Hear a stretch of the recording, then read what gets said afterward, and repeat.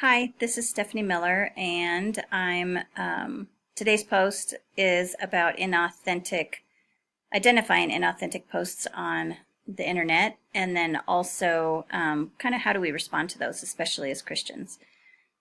I've selected to discuss a 29-second clip from Sean Hannity's show on Fox News where Hillary Clinton is discussing, it's actually 2 years old from the campaign, and Hillary's discussing gangs and gang violence, and she's talking about how gangs are essentially, they are replacements for family, and that if we want to address gang violence, we need to create positive gangs, was the term she used.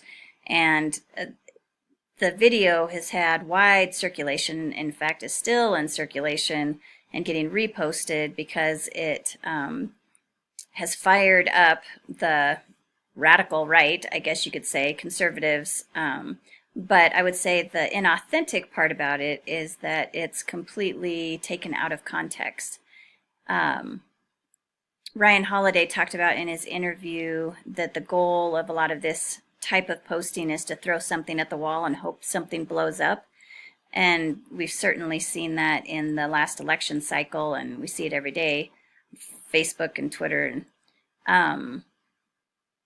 The targeted group of people in this case were conservatives, and the goal or the intent was to make people mad and to further that divide, amplify it.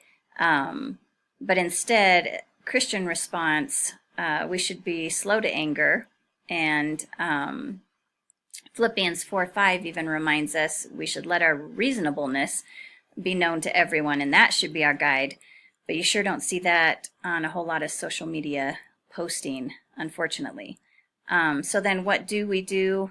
Some ways to spot fake news. This is taken from NBC and also a Digital Trends article.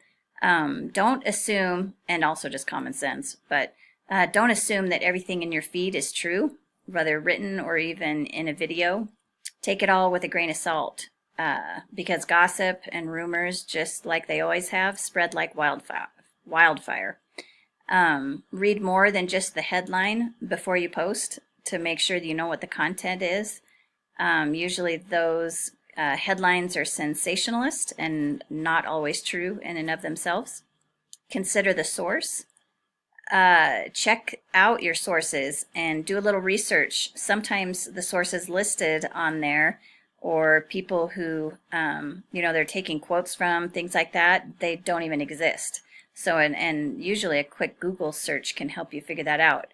Also look for confirming reliable sources from other places to see if that information has is being broadly broadcast. That can help you determine. Also, don't succumb to satire. There's some great satire posts that come across that are, again, trying to make a point, but if you don't get that they're satire and hyperbole, then you totally miss the point, and then you can be spreading it thinking it's true when it was never actually meant to be exactly true.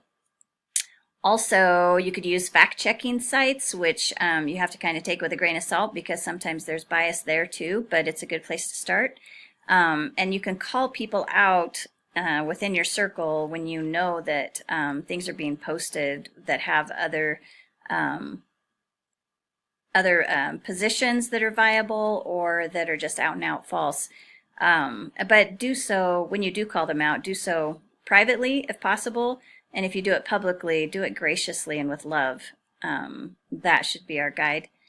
Also, curate your own feed by clicking on only verifiable or following verifiable, authentic sources that are going to give you credible news and information. And every now and then, read some things from the other perspective, because we need to recognize our own biases and challenge ourselves to look actually at what's true, not just what agrees with our brand or our side of truth. So finally, we want to be less like Pontius Pilate, who said, "What is truth?" in John 18:38, when subjectively viewing reality. And we want to be more like the Bereans in Acts 17:11, who examine in their case, Scripture, but in our case, social media, to see how does this resonate with Scripture, but then also how does it resonate with reality.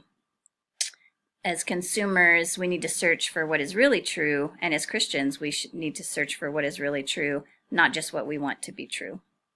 Thanks.